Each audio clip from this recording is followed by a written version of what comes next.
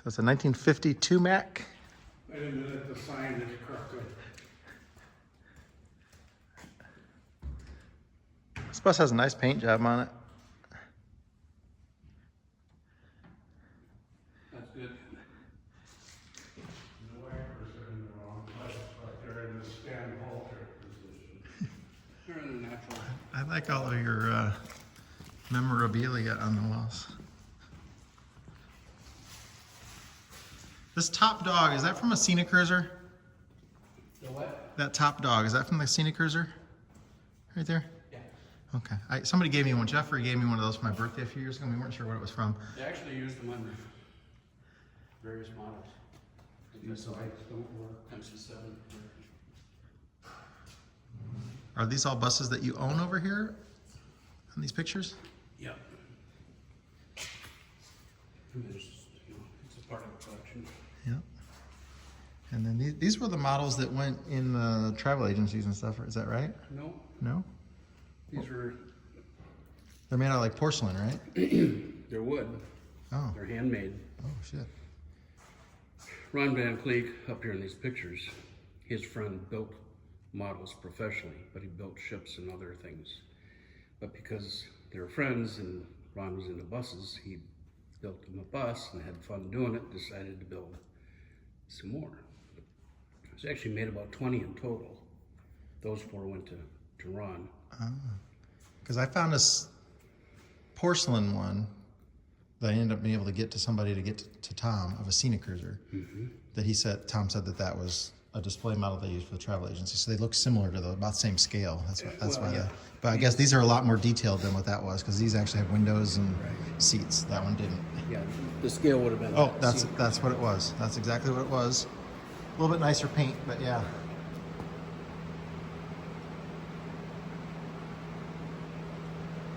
This is one that he built up here too, the articulated one.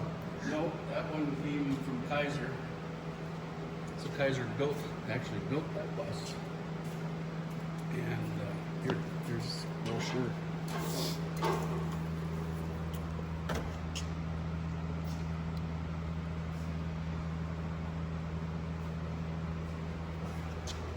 This was the salesman's model. These are the carrying cases for it. Oh, that's cool. Only one ever built of the actual bus and actual model. There's an MC6 hanging out back there. Yep. That's my favorite MCI bus. You have a favorite MCI bus? MC7. 7? I think the 6s are cool. They're just a big morphodite. They didn't make anybody any money, that's for sure.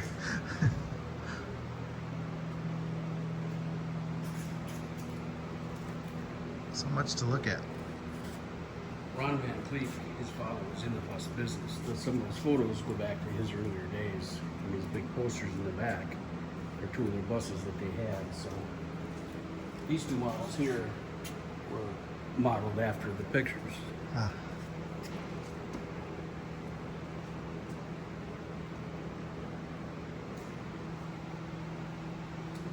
Ron's passed on.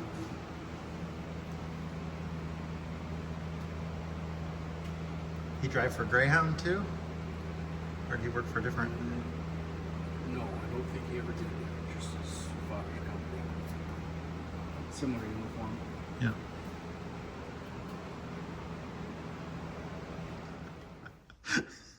All right. Well, this is Stan, one of the owners of Bus Boys. Him and his brother Dan own the Bus Boys collection, and he can tell us a little bit about it.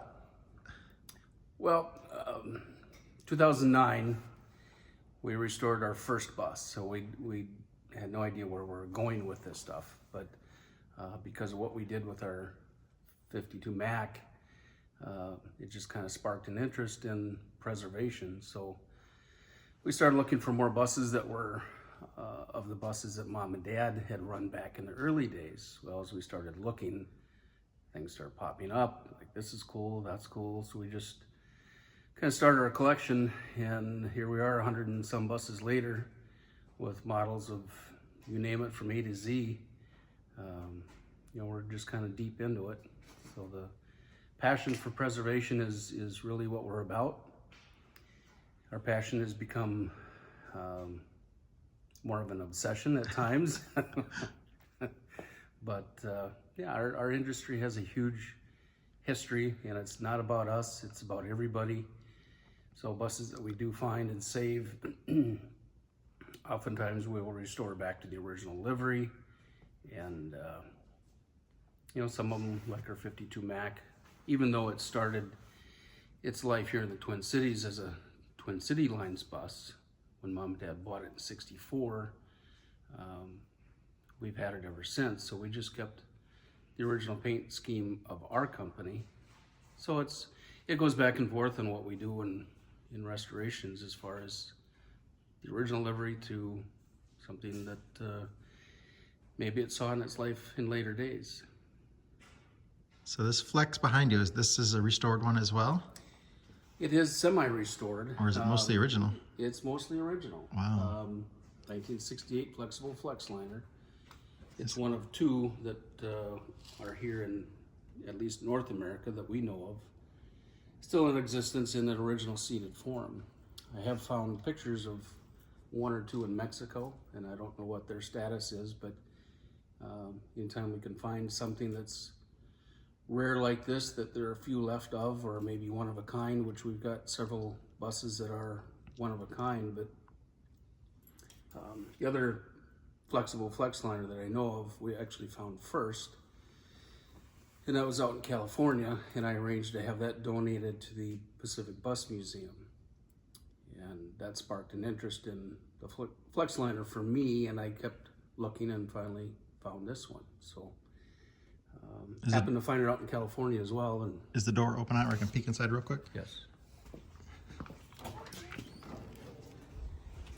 It's a really wide entryway. That's much wider than most other buses.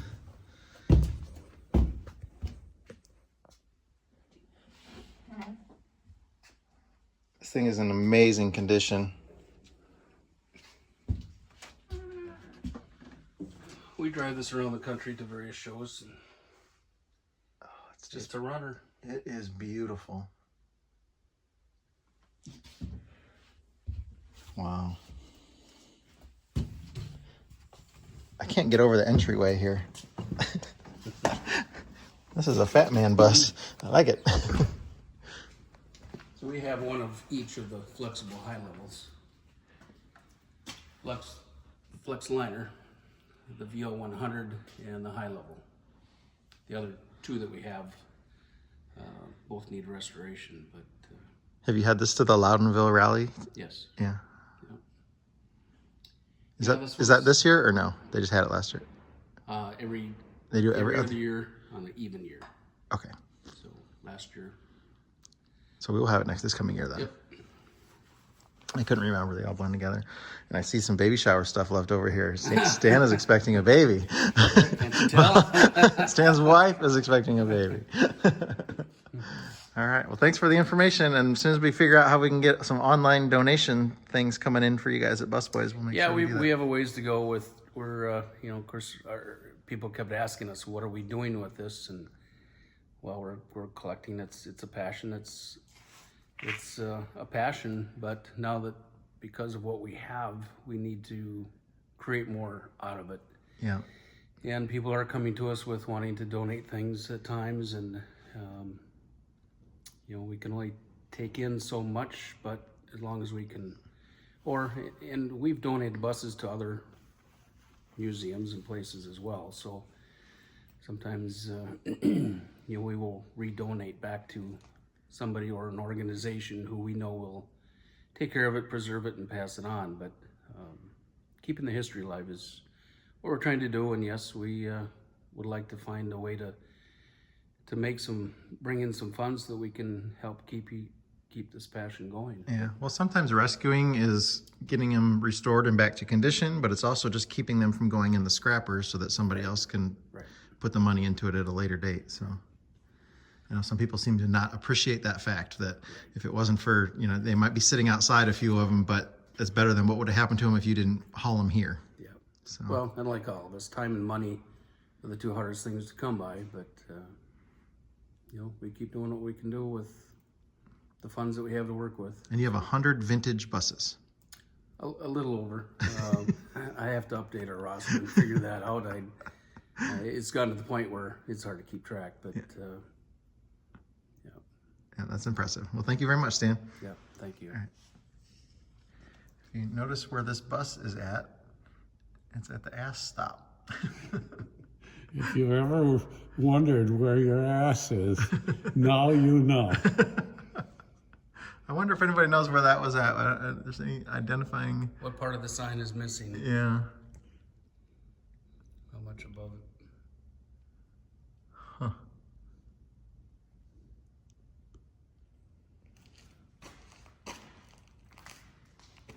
How many years did you guys run this bus in service? From 64 to 73. Okay.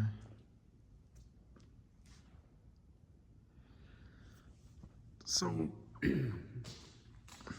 a lot of older buses have very similar styling. Were they just copying each other, or was there a? I always wondered that too. I mean, from materials, of course, everybody, you go from GM to Flexible to Kenworth. You know, Kenworth and the seats that you find, the Tropic Air seats that you find in Silversides were the same seats that Kenworth used in their KW1 model. They used different fabric, but it was the same seat manufacturer. Well, Mack didn't put a lot of bling on their buses. They left them pretty. The nose of them are pretty simple compared to Well, in some others. respect, there are some models, and Phil knows more of that history, as we call them whiskers. They did have some trim on the front. The pre-war models had the Mack emblem here, and there was a decorative metal trim coming to a point here where the turn signal was, an arrow turn signal on each side, and coming down were what they called whiskers, trim bars. And they looked very nice then. I think you saw some of those on a few GM models as well. Yeah. Some GM models had some whiskers as well. Yes, GM did the same thing. And as time went on and the companies became more competitive, they cut down on everything that did not affect the performance of the vehicle. And if you're ready, I'd like to take you aboard Yep. our Mack C50. This vehicle was owned and operated by Twin City Rapid Transit Company. 25 of these were purchased in 1953 as part of the streetcar replacement project. General Motors was overloaded on orders, and Mack had 25 of these available, so Twin City Lines bought them. They're a very heavy bus for transit. They're spring suspension, and they could operate only in St. Paul. Minneapolis would not allow them on their streets because of their weight. So these only operated on St. Paul routes until the Holters purchased, what, 2 or 3 of these, and just this one, and operated it. It has a Mack 672 thermodyne diesel engine and a Spicer single shift automatic transmission. Please step aboard. ENVT 673 engine.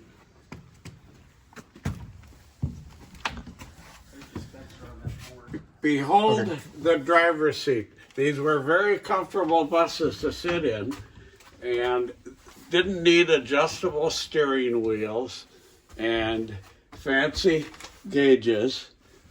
The driver had power steering on this vehicle and the automatic transmission. Passengers dropped their 20-cent fare. This was in 1951 to 1958. Into this fare box, the driver checked this plate for the correct coinage. When he was satisfied, he tripped that lever and dumped the coins down into a counter. This is a mechanical coffee grinder, we called them, and it counts the coins and the tokens. That's how the company knew how much he was collecting. He took the readings at the beginning of his trip and at the end.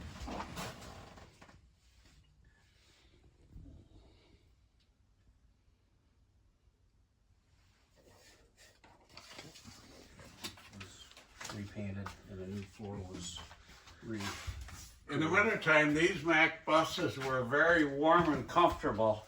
The heating system was in the back of the bus, and under the floor was ductwork that distributed heat from the seat pedestals from the center toward the window. So the walls and the whole interior was nice and warm, unlike GM that shoved heat down from above.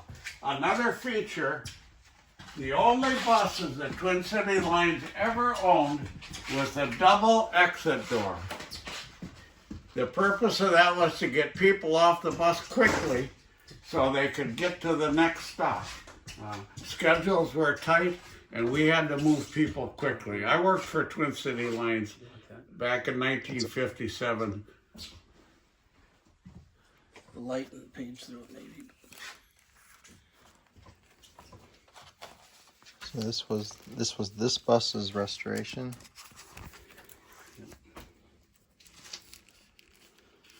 You're a little rusty, huh? Yeah. Open up a can of worms. That's the one thing about the GMs that I like, is their very little use of steel in most models. Not all models. Oh man, that was bad.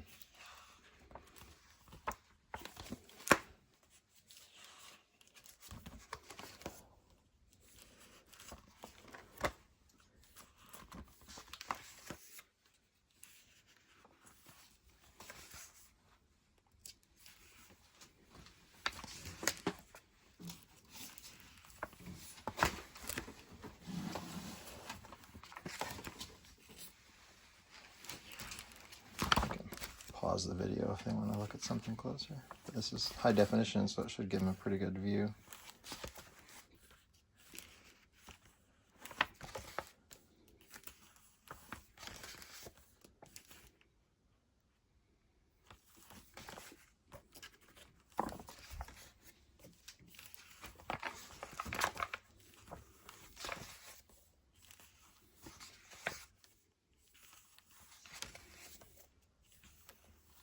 Did you have this? You said the original seats, but you had them reupholstered, or that is the original upholstery on them? Original upholstery. No kidding. Yep. It looks amazing. There's a factory photo of it before it left the factory. Interior. That's actually this exact bus, or just the same model? One of the same batch. Got it. One of the 25. Mack has an amazing archive of photos. They took photos of everything they built. When did they stop making buses? Do you know? Phil might remember that Well, better than I. Grumman bought them out, and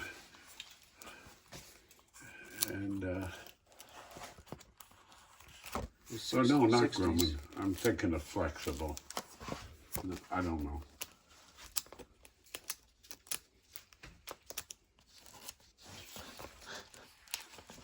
Mack is owned by some company now. I don't know who it is. And I don't remember the last Macks. I don't remember any Macks after this model. That was the crew that rebuilt the bus up at Voight Motor Coach.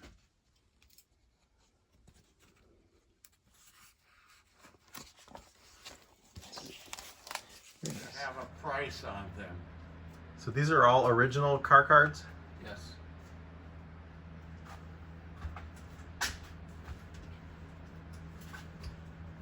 I gotta go to the wide angle and then go closer. In our area, Houck Advertising was the big advertising company that produced these. They went around to, didn't matter if it was trains, buses, you name it. They are still in business, and I went to them when we were restoring this and found that they still had about 100 of them.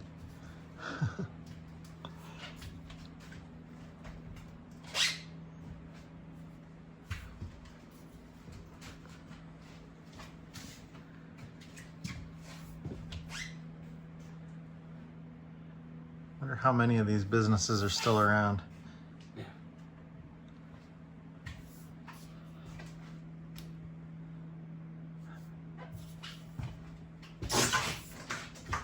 Sorry.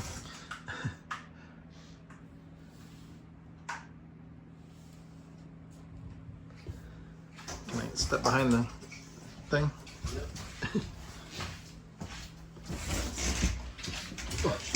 Bull in a china shop. It's got zip ties on it.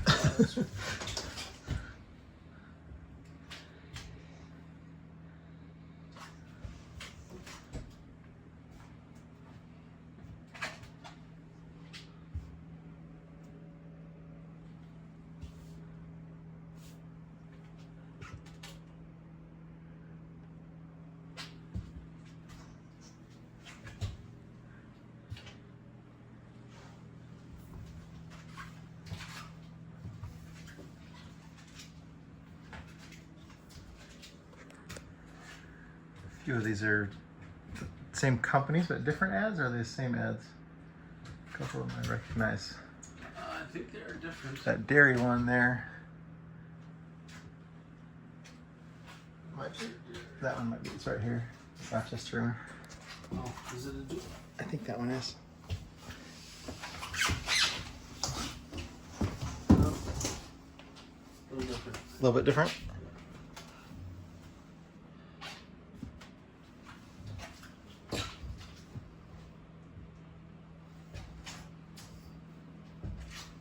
No, you're right. It's a duplicate.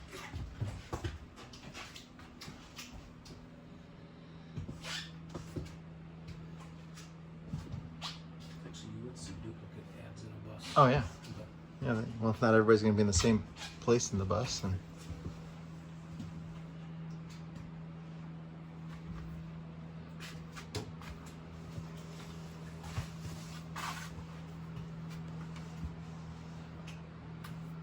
historic bus advertising.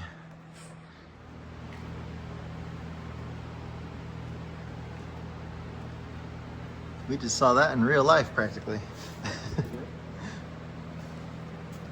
You guys have another rally planned? Are you allowed to announce that yet, or no? don't want to announce it yet. We do have one in the works for spring of 2021. Ah.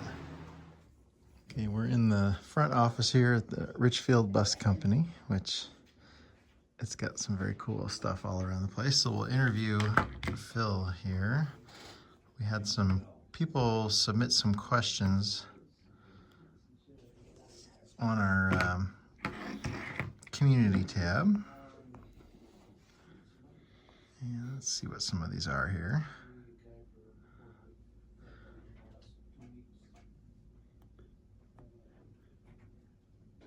This person wants to know your favorite bus of all time. Oh, my favorite bus of all time.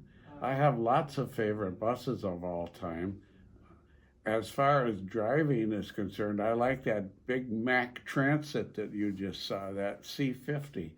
That's a fun bus to drive. And I like the 4103s. I've driven 4104s rather. I drove them in Florida and California and Texas and here in Minnesota. That was a good, reliable bus. I always enjoyed my charter trips with that. So those two. Okay, this person wants to know, this is from Rachel, asked Phil to tell us a few of the major changes that you've seen from your time since you began to present day with the buses. And then a second part of that question would be if you could change anything about the transportation industry today, what would it be?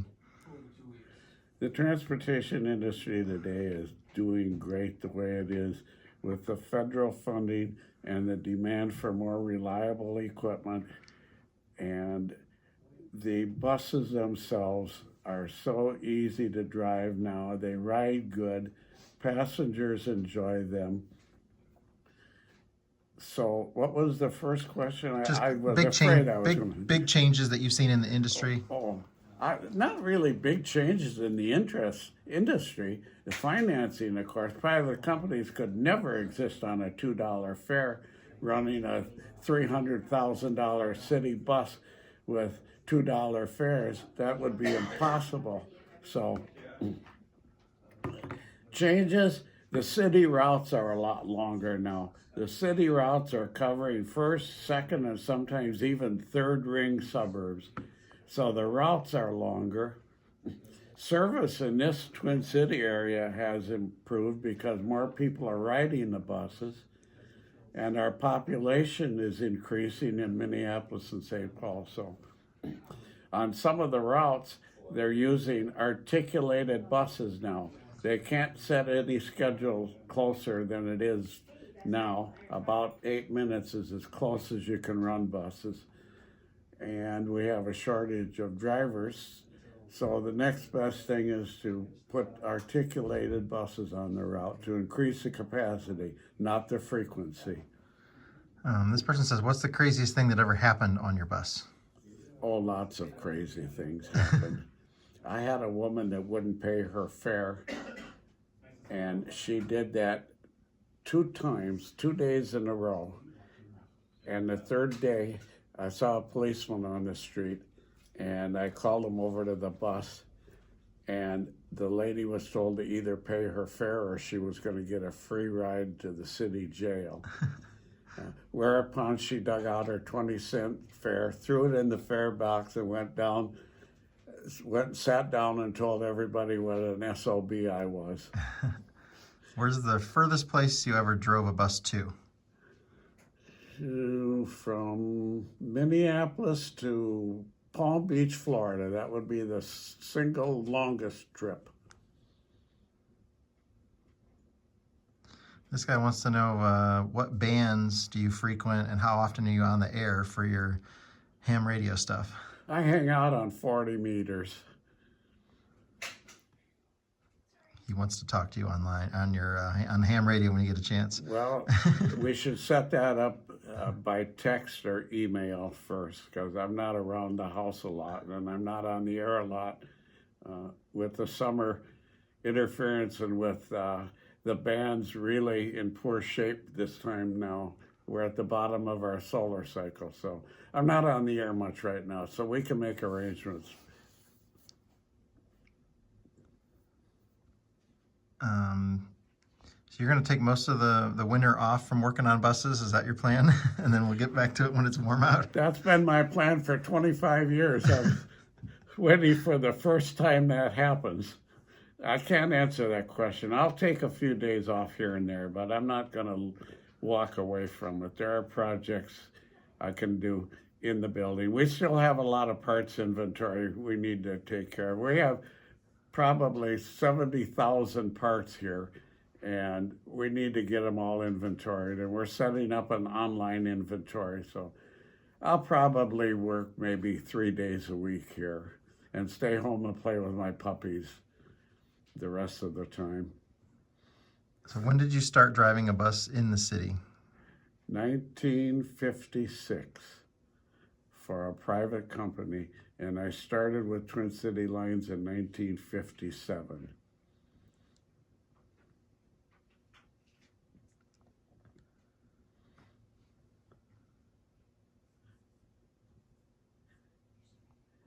What's your most or worst dramatic engine failure? Well, it wasn't too long ago. I've really only had a couple of engine failures. And if you'll go back a year and go back about 14 or 15 months to Bus Grease Monkey, and you will see a bus that I was returning from an all-day trip on one of the city transit buses, Twin City Lines number 1303. I got about a mile from the garage when I happened to spot in the mirror a fog, and I noticed that all the cars behind me had suddenly turned off, and what had happened was a valve broke off the stem, dropped down into the piston, punched a hole in the piston, and whereby splashed oil from the compression out all the vents and out all over the highway into the air, and probably splattered 20 cars. I was able to get off of the freeway, up around the corner, and park on the street. That was some afternoon. Yeah, one guy asked, those boilers that you had that picture of in your office, where were those at? Was that at the library? Those were at the Minneapolis Public Library. I worked for the city of Minneapolis for 25 years as an operating maintenance engineer, and those were the boilers at the Central Library in the 5th floor penthouse. This person asked, did you meet Carl Polhad? Do you know who that is? Carl Pohlad, I never met him. Who is that? I don't know who that is. Carl Pohlad, as a businessman in Minneapolis, he had financial interests in banks and in the transit company. Very respected citizen in the city here. His family owned the Twins for a while, or I'm sorry, the Vikings.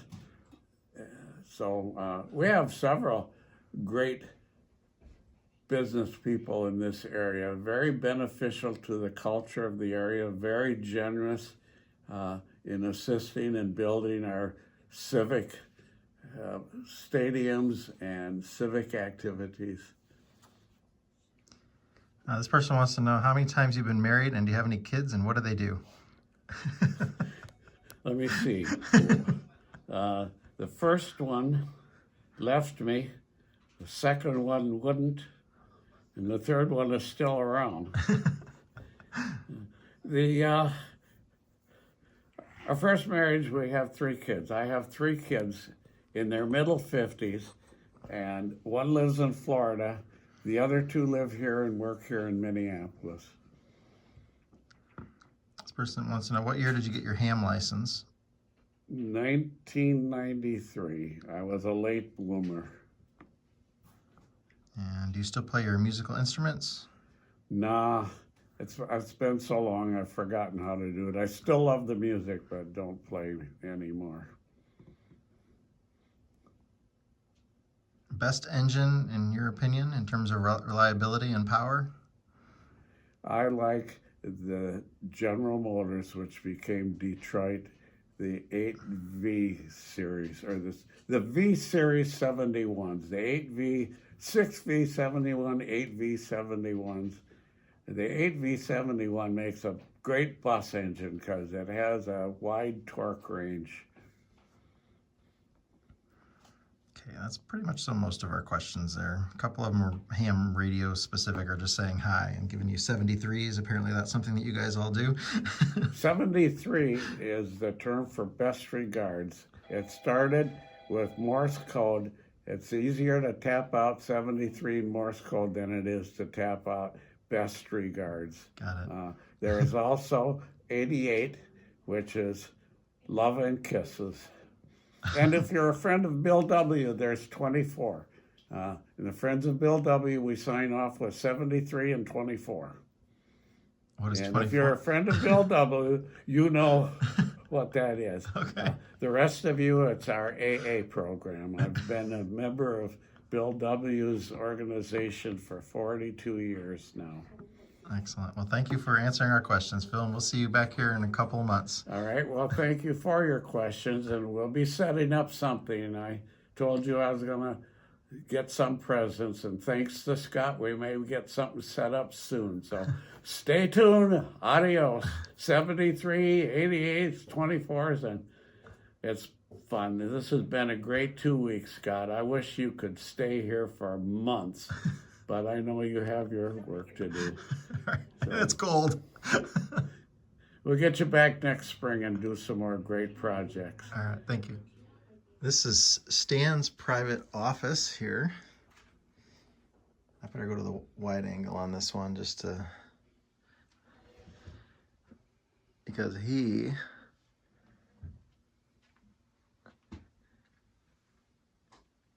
has not quite grown up all the way yet. Most of my stuff's in boxes yet. All right. How many models do you think you have?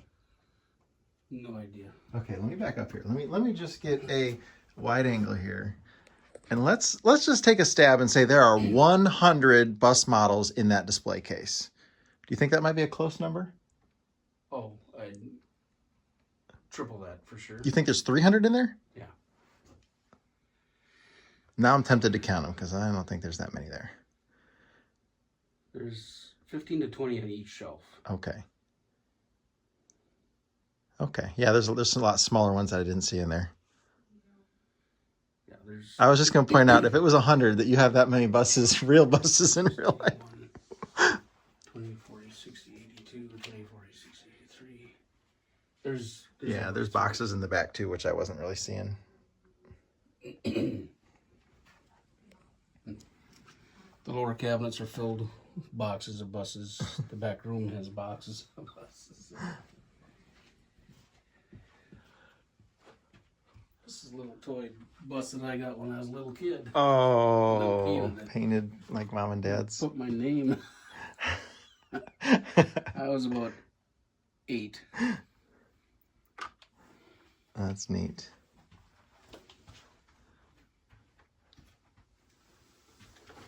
There's so much cool bus stuff. This is the original Silver Sides thing here. I think Raymond Loewy's name is on this too somewhere, isn't it? Or is it not?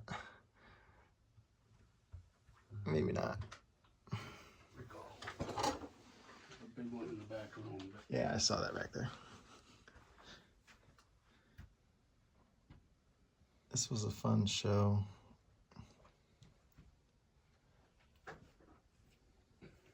Did you guys have a bus at the Blyville one? this year, No, the 2013. yes, drove the flexible flex liner down there. Huh. Before you stop the camera, I want to show you something. Okay. Good. I'd like to show you something, folks. I get questions about what do we do if the bus doesn't start? Here's the answer. We push it. And if we can't get us started, then we load everybody into the bucket and take them back to their school. Have you ever had to have your passengers push your bus to start it? Yes, we have, in fact, but not to start it, to get it off of an icy spot.